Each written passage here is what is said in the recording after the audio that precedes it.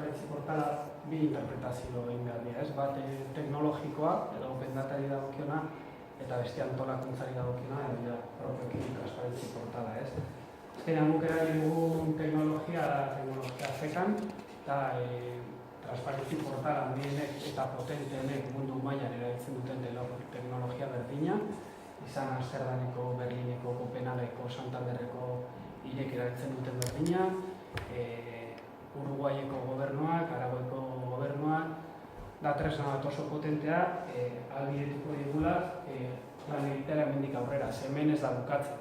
Sailburuak oso ondo esan du, igo ditugu dokumentu pila, 150 dokumentu baino gehiago, legeak eskatzen ditunak baino gehiago, eta gure bokazioa da, oso filosofia horretan, transparentze filosofia horretan, herritarrek gure jarduna fiskalizatu ahal izateko segitzea publiko egiten hainbat dokumentu, ez? Orduan hori, pixkaren lehenengo lektura, ez? Open datari dagokiona, guk ere badakagulako bokazio bat, udal bezala erantzukizun bat, administrazio publikoa dian tamainan, guk manejatzen ditugun datuak eta publiko egiteko, ez?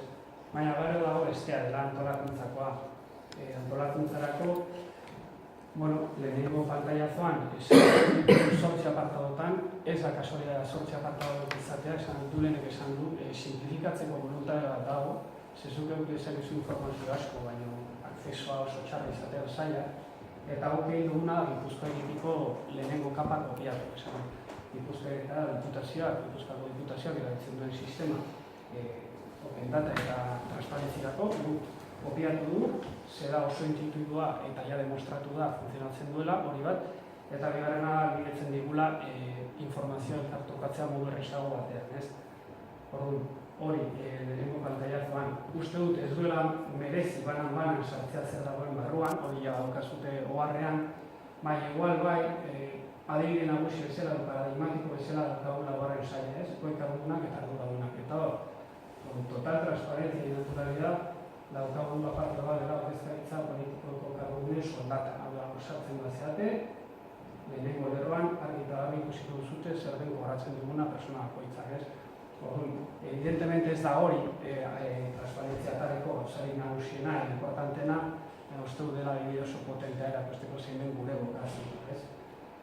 Eta ez hori bakarrik, ez persona bat, ez da gai, zaitasuna baditut, ez badut topatzen dokumentu hori, badauka bilatzaile bat, hemen, hitz klabekin funtzionatzen duen, hau duzu jartzen zuen soldata, eta berak, egite izu gomendatu, bilaketa bat, eta hortik ere, iritsiko zeinak leku berdinak.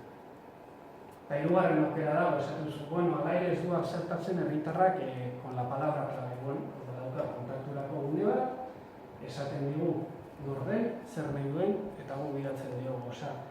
Voluntariak beti berdin, administrazioa herritarrari hurbiltzea, transparente izatea, intuitiboa izatea, simplea, modernoa eta erabilgarria. Eta batez ere, kontatu mezu batekin, ez? Esan dut guia 150 dokumentu baino gehiago publiko egin ditu, baina hemen ez da maitzen.